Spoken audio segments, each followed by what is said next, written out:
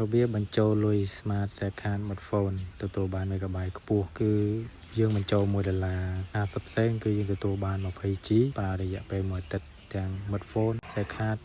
Smart ហើយមួយនេះអាចសាកសម្រាប់ក្រុមហ៊ុនធំ3នេះគឺយើងអាចបដូរ$1កន្លះឬ$6ក្នុងមួយខែយើងអាចសាកទាំងអស់គ្នាបានឥឡូវយើងចាប់ដើមក្រុមហ៊ុន smartphone មុនគឺយើងចុចផ្កាយ15 7ផ្កាយលេខ1ផ្កាយហើយយើងលេខ1ត្រង់ជ្រូកនឹងយើងបញ្ជូន$1កន្លះយើងទទួលបាន 20G megabyte ចឹងបងប្អូនអាចលេងមួយឆ្អែតមួយឆ្អន់ហើយសម្រាប់$2គឺគ្រាន់តែយើង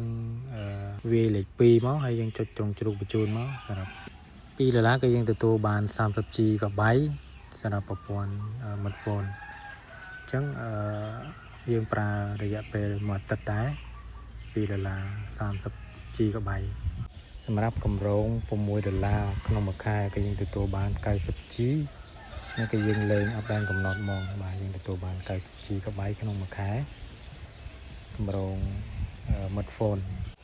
ចុះឥឡូវដល់ក្រុមហ៊ុន Second បាទការដូរលុយគឺប៉ុន្តែខុសលេខកូដការដូរទេប៉ុន្តែចំនួន GB គឺទទួលបានដូចគ្នាបាទសម្រាប់ក្រុមហ៊ុន Second យើងចុចផ្កាយ16 18បាទហើយទឹកផ្កាយលេខ100លេខ150បាទបងប្អូននេះ150ហើយយើងចុចត្រង់ជ្រូកបញ្ជូននេះគឺសម្រាប់$1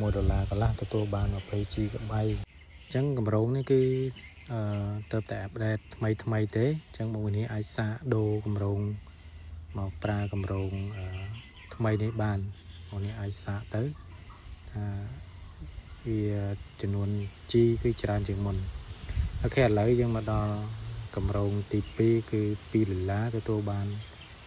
30G ដូចគ្នាបាទគឺយើងគ្រាន់តែចុចផ្កាយ16 18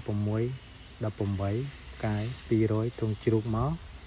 គឺយើងទទួលបាន 30G GB ហើយយើងប្រើបានរយៈពេលមួយអាទិត្យអាហ្នឹងគឺសម្រាប់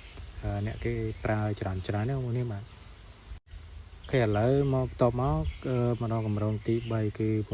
ក្នុងមួយខែអញ្ចឹងយើងចុចដូចគ្នាមកបាទ16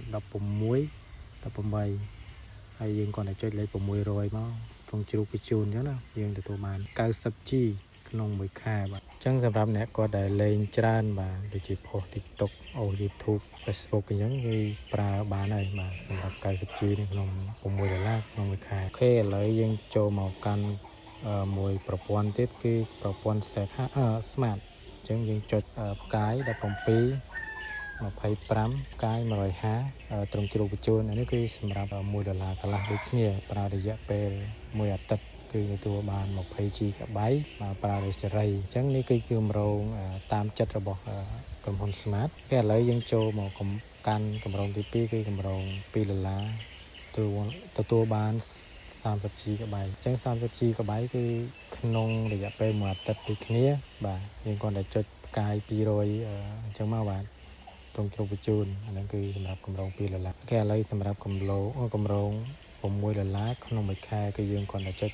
បាទកតុយហ្នឹងបាទយើងបដូរមកដាក់600ត្រង់ជ្រូកបញ្ជូនមក$6